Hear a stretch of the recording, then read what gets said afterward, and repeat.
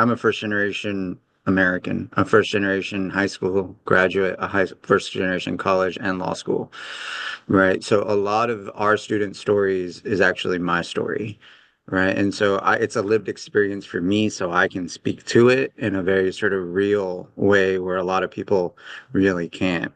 And so that's part of the reason that I work at a community college because it is egalitarian, because we take everybody, Right. right? In an increasingly elitist society where we champion people who have acceptance rates of less than 4%, I'm very proud to work and live at an institution where we take everybody, right? And it doesn't matter sort of if your parents went to college, if you're poor, if you have papers or not, if you're a first generation, it doesn't matter. And so when the organization sort of has a leader like that, it lives and breathes that mission, which is it doesn't matter if you're hungry, we will feed you. If you're homeless, we will find you somewhere to live.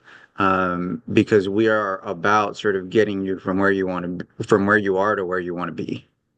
Right. Now, on your side, you have to sort of want it. Hmm. Right. And that's really sort of the first friction point is a lot of times, yeah, you can be a 50-year-old baby to your parent, but we're not going to treat you like a baby at this college. Right. Like you're a grown adult here. Right. Mom, you can come.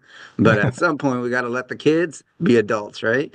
And so we have everything from food scholarships where we feed our students.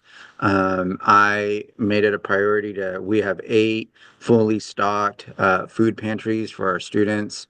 We spend about $1 million over 4 years, $250,000 a year just literally feeding the students out of these food pantries. Um, we have about $1 million tied up in food scholarships, so we have food on campus now, and so they're essentially, and I'm very proud. My family, my wife and I, we endowed a scholarship to feed someone, and we named it after my daughter, and so we let my daughter pick actually. My daughter's 10, by the way.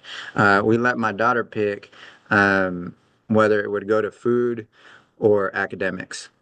And the reason I'm telling you this story is because our tuition fees are food. My 10-year-old put it best. She said, well, it doesn't matter how smart you are if you're dead from being hungry.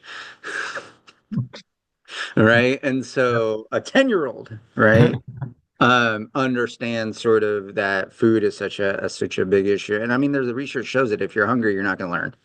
Mhm. Right. So between food, we also, we've sort of shifted away from enrollments to a more retention-based strategy. So I'll tell you, I started the hour with that story about enrollments, but we really don't talk about enrollments anymore at my institution. We talk really about retention and momentum to graduation and how quickly can we get students from where they are to where they want to be.